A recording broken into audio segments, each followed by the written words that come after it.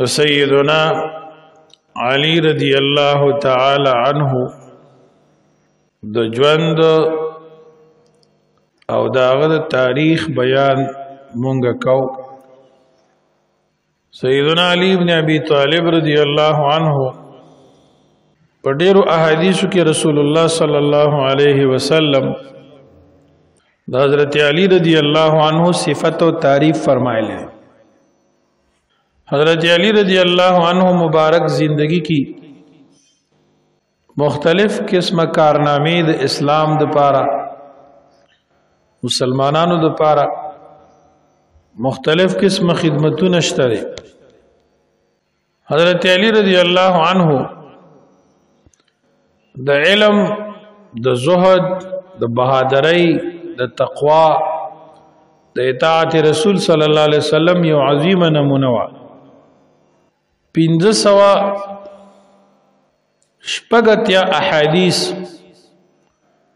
حضرت علی رضی اللہ عنہ د نبی علیہ السلام نے روایت کړی دي. ګڼ شمیر صحابه کرام د حضرت علی رضی اللہ عنہ په شاګردۍ کې لکه حضرت عبداللہ ابن عباس، حضرت ابو ہریرہ رضی اللہ عنہ وغیرہ، حسن رضی اللہ عنہ، حسین رضی اللہ عنہ. د حضرت علی رضی اللہ تعالی عنہ مبارک زندگی د خلافت چې دا ادرې ورځې کم 15 کاله او انتهایی په تکلیفونو کې امتحاناتو کې دغه دور تیر شوی دی. حضرت علی رضی اللہ تعالی عنہ د عثمان ابن عفان رضی اللہ تعالی عنہ نه بعد داغه د شهادت نه 3 ورځې وروسته یا 2 ورځې وروسته د اکثر صحابه کرامو په اتفاق باندې د مسلمانانو خلیفہ نامزد شو، مقرر شو. نو حضرت علی رضی اللہ تعالی عنہ په ډیره احسنه طریقه د مسلمانانو مشري کړی ده. خو چونکې د حضرت عثمان ابن عفان رضی اللہ عنہ د شهادت سانحه مخې ته راغلی وه او هغې سره ډېرې فتنې په مسلمانانو کې پیدا شوي. نو په دې وجه دته ډېر مشکلاتو هغه خلکو د عثمان ابن عفان رضی اللہ تعالی عنہ د قاتلانو بارکی علی صاحب سره خبرې کولې چې د عثمان ابن عفان رضی اللہ عنہ بدل دی واغستې شي د دینه. علی صاحب به فرمایل چې بالکل صحیح خبره ده. اوس مسلمانان په ګډوډ حالاتو کې دي. مونږ چې لږ مستحکم شو او قاتلان متعین شي چې دا کسان دي نو اول به دغه کار کو. خو حضرت طلحه رضی اللہ عنہ، حضرت زبیر رضی اللہ عنہ دا سوي چې نه فوراً به حضرت عثمان ابن عفان رضی اللہ عنہ د ویني بدلل. علی صاحب فرمایل چې خبره ټیک ده چې مسلمانان متفق شوي نه، قاتلان متعین او حقیقت سره حقیقتی طور باندې معلوم شوي نه. نو اوس د دې خوارجو زور شور دی اسنه چې بلا فتنه په مسلمانانو کې پیدا شي. د علی صاحب رائے ټیک و عام امت داسې وایي ځکه حضرت علی رضی اللہ عنہ د حضرت عثمان ابن عفان رضی اللہ عنہ په شهادت باندې خفاو. خود دین دشمنانو خوارجو دل بل رنگ ورک او هغه دا تاثر خور ک چې علی صاحب دی کی سسروي کوي او دغه خلکو تسنوي. د حضرت علی رضی اللہ تعالی عنہ مقصد دا اکثر صحابه دا غیم دا مشوره چیرې مسلمانان متفق متحد شي قاتلین متعین معلوم شي څه معلوم دي نو دا غي نرستو با د عثمان ابن عفان رضی الله عنه قاتلانو ته سزا ورکړه د دې خبرې نه بیا خپل منځ کې اختلافات جوړ شو اجتهادي دواړه طرف ته صحابه کرامو دواړه په حقو یو بل ته کافر نه ویلي فاسق نه ویلي منافق نه ویلي خدای ځینې کسانو دا رایه وه چې فوراً د حضرت عثمان ابن عفان رضی الله عنه بدل واغستی شي او د اکثرو صحابه کرامو دا رایه وه چې نه دا سوچ سره مشورې سره تدبر سره وکړه نو دی وجنه بيدین خلقو خوارجو علی رضی الله عنه ته مختلف قسم مسائل او مشکلات پیدا کړ او د هغه او د خپل ملګرو د صحابه کرامو منځ کې دوه جنگونه شوي وړومبه جنگ جمل او دویم جنگ صفین ادا دواړه په داسې انداز کې شوي دي چې په غلط فهمۍ کې او د انسی شیطان دخل وبکیو د خوارجو زور وبکیو ورستو بچ بیا وضاحت شو بیا ولې جړل او خفو حضرت ابو هريره رضی الله تعالی عنہ جنگ صفین کی داغه کیسه په تاریخ کې روایتو کې ډېره مشهوره د حضرت علی صاحب سره ولاړو منځ د جمع به علی صاحب پسې کول او جنگ د علی صاحب د پاره کول داغه کمانډینګ کی داغه انډر بل طرف ته معاویه رضی الله تعالی عنہ خو چې د روټۍ ټایم بشو او دسترخوان بخور شو نو حضرت ابو هريره رضی الله تعالی عنہ با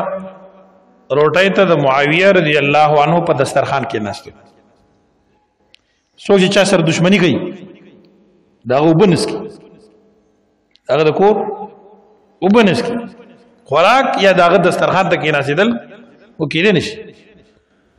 نو چا یو ځل حضرت ابو هريره صاحب ته د معاویه رضی الله عنه موجودګي کې وي چې موږ د حضرت علی صاحب پسې کې ینه موږ خپل جمع کوو موږ سره جمع لکې او جنگ د هغه د پاره کې او چې روټای ټیم شي روټای موږ سره خوري ناغه وته وي مون حضرت علی صاحب پسې مزه کوي او جنگ د علی صاحب سره زګه کوم چې هغه خلیفہ برحق دی jihad به د خلیفہ برحق په نگرانۍ کې او داغه کمانډینګ لاندې وکي او خوراک تاسو سره خره تاسو له راځم وایي کنه وایي نو دې خلکو سره کې بغض او کینی دا نه وي دا د ذاتياتو جنگ نو یو بل ته کافر نه ویلي وقتی طور درونو منځ کې خفقانونه راځي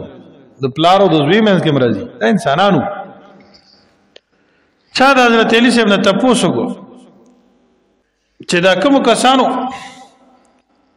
تاسو سره جنگ کو دی بار کې سوي و اخواننا قد بغوا علينا زمونږ ورونو خو موږ نه باغیان شوو نو زه دا جنگ تفصيلات نورم وضاحت دیر لپاره کومه سرسری چې ډیر خلک اوس هغه د هغه بشري خطاګانې اجتهادي خطاګانې د هغه بارکه سو دروغ روایت او غلط سرت کسی راوالی او د صحابه او غټ جماعت د نیکانو د صحابه کرامو د حضرت علی صاحب او د معاویه رضی الله عنهم اجمعین غو دلوي شخصیات په ټارګټ کوي او د هغه بے ادبی کوي جنگ جمل یا جنگ صفین دا د معاویه رضی الله عنه سره اخر جنگ راغلی جنگ صفین اهل شام سره او جنگ جمل اوختوي عائشہ صدیقہ رضی الله تعالی عنها او حضرت طلحہ او زبیر رضی الله عنهم سره راغلی او هغه داسې و چې طلحه او زبیر رضی الله عنهما لړل کله چې حضرت عثمان ابن عفان رضی الله عنه شهید شو او په مشاورت سره د اکثر صحابه کرامو تمام اهل مدینه حضرت علی رضی الله عنه خلیفہ کو نو دا وخت کې عائشہ بیبي مدینه منوره کې نه و حج لته و نو دی لړل عائشہ بیبي ته ټول قصه تیر کړه چې ته مسلمانانو موري حضرت عثمان ابن عفان رضی الله عنه سره ظلم وشو ته د خپل بچو د نظامونو منځ کې صلح راوړه چې مونږه د علي صاحب نه په دې ټکی باندې اختلاف کوو چې ولې د حضرت عثمان ابن عفان د قاتلانو نه بدل د حضرت عثمان نالي هغه به انکار وکړي چې دې خبرو کې زنه راځو خودي وته د قران پاک آیات اووي وان طائفتان من المؤمنين اقتتلوا فاصلحوا بينهما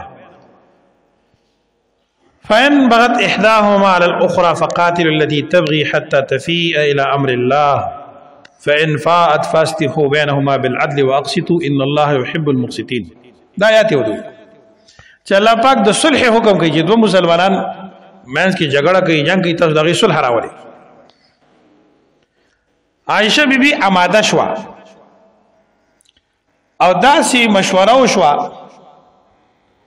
چې اوس که تاسو حضرت علی صاحب د دې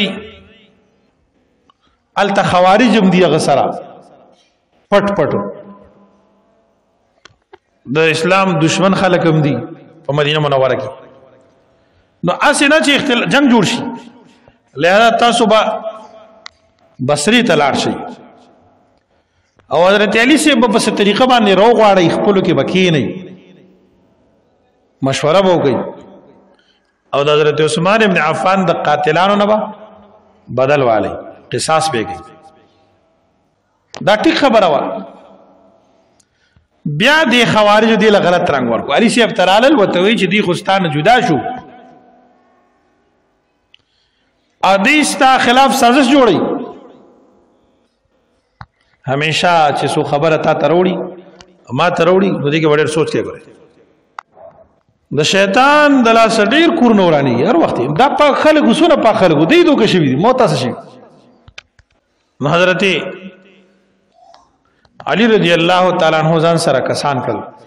نور صحابه وته زامنو ته چې مکه واشي نه زه خو جنگ نکوم دې سره کینم راغ او کیناستل دوه درې ورځې دی خپل کې مشوره وکړه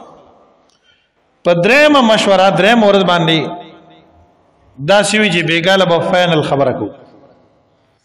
او صرف علي صاحب دراشي او دا طلحه او زبیر زیو بشي خپل کې دا مشوره کوي دا خوارج چا باندې چې شکو دا مراوري چې دا مسلمانان جنگي آلته د حضرت علي صاحب په صف کې داغه په لښکر کې داسې کسانو چې هغه د حضرت علي صاحب سره مورانو مخالفو او دغه دشمنانو هغه وی چې مونږه بار کړو دي چې اوس په لو کې کینا صدا خو بس خبره ټیک شوه دی نو عبد الله ابن سبا ظالم يهودي چې په ظاهر ځان ته مسلمان وي د دې ځکه هغه دا کار خو زما د لاس وته ما سوتن دی کیناست او خپل کی خبر اواره کړه چې خوارج جان سره کینل مشوره کی عبد الله ابن سبا وی دا خودي جوړ شو اوس خو زمون خیر نشته نو خپل کسانې پوي کړل چې د شپې په اخره کې با پدې باندې عمله کوي کولو میدان کې پراته کنه چې داسې خبرې غو نه وي یو طرف ته یو ډله د حضرت علی رضی الله تعالی عنہ بل طرف ته عائشہ صدیقہ رضی الله تعالی عنها او حضرت زبیر او طلحه رضی الله وغیرہ د شپې په اخره کې عبد الله ابن سبا خارجي او دا کسانو پاغي حمله وکړه او دا چغه والا چې تاسو موږ سره وعده خلافي وکړه وعده خلافي نو واشه بل طرف ته حضرت علی صاحب خبر نو دې ته دا اطلاع وکړه چې هغه د جبنه بیگا چې تاسو سره کوم کول اقرار کړو ای رستو شو لوی جنگ وشو عائشہ بی بی په اوخ باندې تشریف فرماوا مین سرالا او جنگ خلاصه وکړه نو دیو جن د جنگ جمل د يهودو نصاراو د شیعاګانو د لاسه په دې جنگ کې 14,000 مسلمانان شهیدان شو 14,000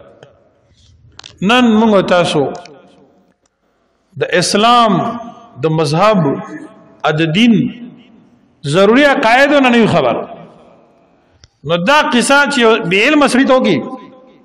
نو هغه د دې زماني د اوسنه د پولیو د ډیران جنگ جګړه چې دا اتی جوړ کی او بالکل د دې معاشري اوسنی وخت مطابق والی او یو فریق ته نعوذ بالله یو نسبت کی بل نسبت کی د دې د بیانولو دونه خاص ضرورت نشته خو موږ اوس مجبور دي خبرو ته شو یعنی ما عمر کې دا چرته نه بیان اوس هم تفصیلونه کو نه کو تفصیل او بیان ځکه ضرورت نو چې دې سره اهم عقاید تړلې شوی نه دي خو اوس یې بیانو په دې وجہ چې د موبایل په دور کې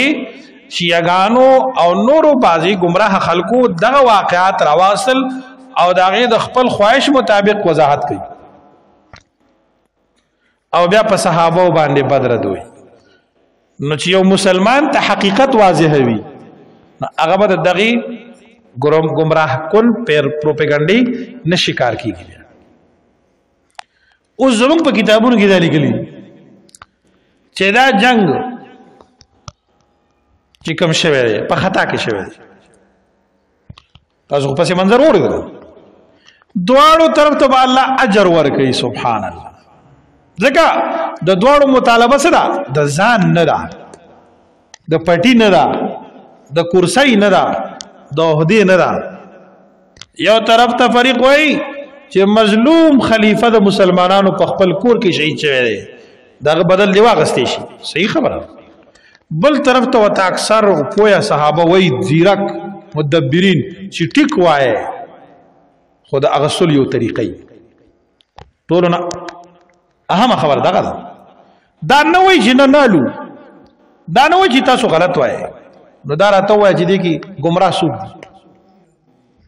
خطای شته یو طرف ته خطای د هغه خلکو ده چې کوم په دغه وخت حضرت علی سیب تر پاسي دغه په کتابونو کې لیکلي چې دا اختلافات راغلي خو حق چا طرف ته ده حضرت علی رضی الله تعالی عنہ تا شانتی بل جنگ شو جنگی صفین انا معاویه سیب سره اهل شام سره ام بدی موضوع شو چې شهادت د عثمان ابن عفان رضی الله عنه ازریه وا چې تاسو ولې د هغه قاتلانو سزا نه ورکوي دیو جنا د حضرت علی رضی الله عنه د خلافت دا دور خپل منځي اختلافاتو کې ډېر تیر شوی یو جنگي بل شي نیروان وته په تاریخ کې اده خوارج سره راغلي احادیث کې ته اشارات راغلي او هغه جنگ د هغه نیروان یو زیاده التخ خلقو غیب حضرت علی سے ته خدای ویل نو علی سے زمون الہ دی زمون معبود دی زمون خالق دی نو دغه چې کله حضرت علی سے صلح وکړه د معاویه رضی الله سره نو غیر پاسید به علی سے ته کافر وی نو دا د يهودو سازش شو د اسرائیل سازش شو د غیرو سازش شو علی صاحب دغه د سرکوبۍ د پاره جنگ کړو غي سره او لوی جنگ کړو حتی چې ډېر وته غوسه شو نو ځینې کسان به کې سیزلو علماء کرام دا وایي چې سیزل نو پکار دا د حضرت علی صاحب نه خطا شوی بهرحال نو دا واقعات د تاریخ دومره پورې حقیقت لري باقی حق پر ټول واقعاتو کې چا سره حضرت علی رضی الله تعالی عنہ جانب مخالف هغه اجتهادي خطا کې راغلی او اجتهادي خطا داسې خطا ده چې د رسول الله صلی الله علیه وسلم ارشاد دی اذا اجتهد الحاكم فاصاب فله اجران واذا اجتهد فاخطا فله اجر واحد. کله چې یو مجتهد په یو مسله کې اجتهاد وکړي او حق ته ورسیږي دوه اجرونه دي او کله چې خطا شي نو یو اجر الله ورکړي. سبحان الله. نو دا د دې مینس کې دا رورولي مینه او محبت هغه دي جنگونو سره متاثر شوی نه دي. تاسو د حضرت ابو هريره صاحب قصه ما وکړه چې جنگ کې د حضرت علي صاحب مرګره مونږ به د حضرت علي صاحب سره کولو او د روټه ټایم بجې شو د معاویه رضی الله عنه په دسترخوان پکې ناشته. نو د حضرت معاویه صاحب موجوده کې ته څوک پوښتنه کوي چې مونږ علي صاحب پسې کې جنگ د سره کې مرګرتیا کې او روټه د معاویه رضی الله تعالی عنہ په دسترخوان خوري هغه ته ډېر علمی او حقيقي جواب ورکړي. حضرت ابو هريره صاحب فرمایي مونږ علي صاحب پسې مزه کوي او جهاد د سره جهاد دغه خلیفہ بر حق دی او دسترخوان باندې تاسو خو خوراک پوری دینو دلته ذکر راځو. معاویه رضی الله عنه موجود دی د تګوري او خاندي په دې خبرو پیګه دی وجنه کم خلک چې دا قصې کوي او د دینه بیا دا نتیجه رو باسي چې صحابه کرامو داسې کړي دي دا گمراه خلک. قران پاک کې داسې راځي چې کوم خلق په هدایت وي د صحابو نه بعد خلق هغه به صحابه په خیر سره یادي. الله تعالی فرمای والذین جاءوا من بعدهم يقولون ربنا اغفر لنا ولاخواننا الذين سبقونا بالایمان ولا تجعل في قلوبنا غلا للذين امنوا ربنا انك رؤوف رحيم. الله ته نږدې خلق او په حقیقت کې مسلمانان هغه کسان دي چې رالل د صحابه کرامو نه بعد دنیا ته نور رستو مسلمانان شو خو صحابه ته د خیر دعا کوي صحابه په خیر سره یادي وای ربنا اغفر لنا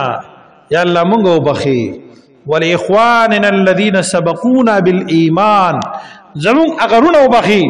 چې زمون نه مخکې په مسلمانانو کې دیر شوی دي ولا تجعل في قلوبنا غلا للذين امنوا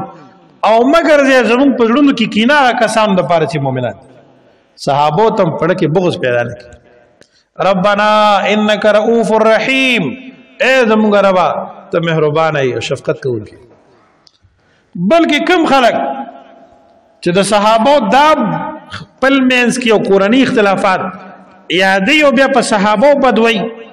دا جهنميان دي. قرآن کریم کې الله تعالی فرمایي یو کم دې سم پاره کې وکنا نخوض مع الخائضين د جهنميانو خبره ده. جهنم کې به جهنميان وای دوزخ ته ولې رالو موږ موږ نه کولو ایمان هم نه لرلو زکات هم نه ورکولو وکنا نخوض مع الخائضين او مونږه چې په غلطو باطلو کې ورننوتی او سره د نورو باطل پرستو د یو مطلب دا چې د شرک عقیده مولرله دا مطلب مفسرین بیان کړی دي ونقل الحروب التي جرت بين الصحابه لغير غرض شرعي بل لمجرد ان يتوصل به الى طعن وتنقيص. د صحابه کرامو په منځ کې چې کمی بتقاضای بشر خبر راغلي دي هغه دې لپاره خلکو ته بیانې چې صحابه د خلکو په نظر کې سپک شي صحابه کرام خلکو ته کمزوري ښکار شي دا د جهنميانو کار دا د دوزخیانو کار. حضرت علی رضی الله تعالی عنہ په خپل دور خلافت کې د دې دریو لوی جنگونو سره مخ شوی د خپل منځ کې راغلي ایو د خوارجو سره اخر کې بیا دغه خوارجو د لاس شهید شوی دی. جنگ نیروان نه بعد درې خوارج کې ناستل په خپل منځ کې مشوره وکړه چې د مسلمانانو د درې کسانم ختم کړی نه نو موږ ترقی او کامیابی نشو لیدي. یو حضرت معاویه رضی الله تعالی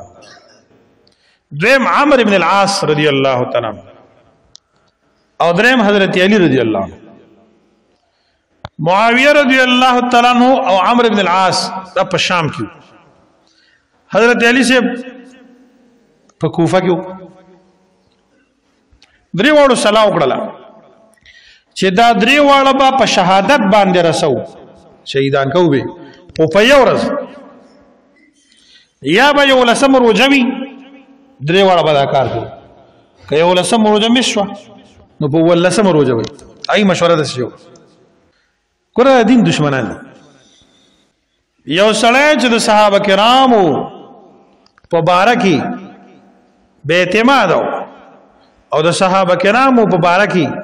د ادب او د احترام نظریه نه لرله داغه ټول دین برباد دی ځکه دا مونږ ته چاره رسول دی دا قران پاک چاره رسول دی بلکې د دین اره خبره چې تاسو مونږه په عمل کوو او اعتماد بلرو دا به اعلی په اعتماد کې پاتې هي چې په صحابه اعتماد راشي بلکې د اهل بیتو د رسول الله صلی الله علیه وسلم د خاندان دا کم فضیلتونه چې په کتابونو کې راغلي دي هغه دغه صحابه کرامو نه را نقل شوی نو که صحابه کرام رضوان الله علیهم اجمعین یو سره د مین زو باسي نو د اهل بیتو هغه مناقب دغه صفاتونه کمالات هم ختم شو په دې وجه روایتو کې راغلي دي د الله پیغمبر فرمایي زما د صحابه کرام مبارک ډېر په احتیاط اوسېږي څوک چې دې سره مینه کوي زما سره مینه ځکه دې سره مینه کوي او څوک چې دې سره بغض کوي دې زما سره بغض ځکه صحابه سره بغض روایت کې راغلي دي چې کله تاسو یو سره وګورئ چې صحابه ته بد وي اذا رأيتم الذين يسبون اصحابي فقولوا لعنة الله على شركم کله چې تاسو داسې خلکو ته صحابه ته بدرد وي تاسو ته وایي چې تاسو په بدترینو د لعنت امام ابو زرع رازی رحمت الله علیه لوی محدث دی دغه قول له فرمای اذا رأيت رجلا يعيب اصحاب النبي صلى الله عليه وسلم فاشهد بانه زنديق یو سړی دی ولید چې صحابه کرام باندې عیب لګي صحابه کرام ټارګټ کوي په صحابه کرام اعتراضات کوي پوه شي چې د مسلمانې په جامه کې کافر دی ځان ته پخلو مسلمانو نور کافر دی صحابه کرام خو هغه خلق دي چې الله دغه ایمان خلقو ته خي چې داسې ایمان ور امنو کما امن الناس او خلقو داسې ایمان راوړي چې څنګه صحابه ایمان راوړي صحابه کرام خو داسې ایمان والا دي صحابه کرام خو داسې خلق دي چې الله پاک کفارو ته فرمایي چې داسې ایمان راوړي څنګه چې صحابه راوړي امنو کما امن الناس صحابه کرام داسې خلق دي چې الله پاک فرمایي کدی کفارو د صحابه غوندي ایمان راوړو په هدایت بشي او که د صحابه غوندي ایمان راوړو په گمراهۍ کې وي فإن آمنوا بمثل ما آمنتم به فقد اهتدوا وإن تولوا فإنما هم في شقاق فسيكفيكهم الله وهو السميع العليم دیو جنا پاک او معصوم صرف انبیاء کرام وی رضوان انبیاء کرام علیهم السلام او صحابه کرامو په تقاضای بشر خطاګان شي بیا الله معاف کړي او د معافی اعلان وتر لګلی رضی الله عنهم ورضوا عنه وعفا عنهم دا قران پاک کې راغلی او پدې زما احسان دی فانقلبوا بنعمت من الله زما نعمت دی به پدې وجہ د حضرت علی رضی الله عنه مبارک زندگی کی دغه بجوان کی داسې مختلف قسم مسائل غتر عالم مخ په کوم وخت چې شهید کېدو د شپې خوب لید په خوب کې رسول الله صلی الله علیه وسلم مترجم علی صاحب نبی علیہ الصلوۃ والسلام ته عرض کړي چې الله پیغمبره دا امت ته ما سره سونه جاتے پیغمبر علیہ الصلوۃ والسلام متو فرمایل بد دعا ورته وکړه. حضرت علی رضی الله تعالی عنہ بد دعا وکړه و یا الله ما تر دینه خمرګری راکې او زمانہ بعد دی زمانہ بعد سړی ورکی. د شپې دا خوب سي په سارله شهید شو. د شهادت قصه بیا تفصیل سره بیان کوو ان شاء الله. دا ذهن کې نه وای چې صحابه کرام مبارکي کم خلق چې د صحابه کرامو تذکرہ په بیا ادبی کوي، د صحابه کرامو بیان په بے احترامي سره کوي، د خلق بناوري دا او پیجن چې دا کفار دي یا د کفارو مزدوران دي، دا بيدینه خلق دي یا د بيدینه داعیان دي. په دې وجه موږ مجبور شو چې دغه تاریخي بازي تلخ حقایق سرسرن او مختصرا مسلمانانو ته بیان کو. کینی عام اصول دادي چې دا بیان چې اون شي خلک، ولیکن نن سبا دور کې په دې سوشل میډیا باندې بعض خلک مخې ته راځي چې هغه مخې ته کتابونه میخي، ځینې کتاب ته یقینا قرآن شریف بہت پروت دي، ځینې ته قرآن مجید اشاره کوي چې دا قرآن پاک پروت دی، ځینې ما سره شپږ کتابونه د حدیث پراته دي، بخاری، مسلم، ترمذی، نسائی، ابو داود، ابن ماجه. خبره د يهودو د نصاراو کوي، خبره هغه خلکو کوي چې کوم د اسلام دشمن قوتونو خبري، او دا حقیقت یا د غیب تقاضای بشر خطاګانی هغه نه دی. دا یو شی جوړي چې ولعاذ بالله لکه دي صحابه کرامو چې د ځان د پاره د خپل خېټې د پاره یا د خپل یو غلط مقصد د پاره دا کار کړی. الله کریم دې موږ تاسو د هر قسمت یارو بي دینونو ساتي. واخر دعوانا الحمد لله رب العالمين.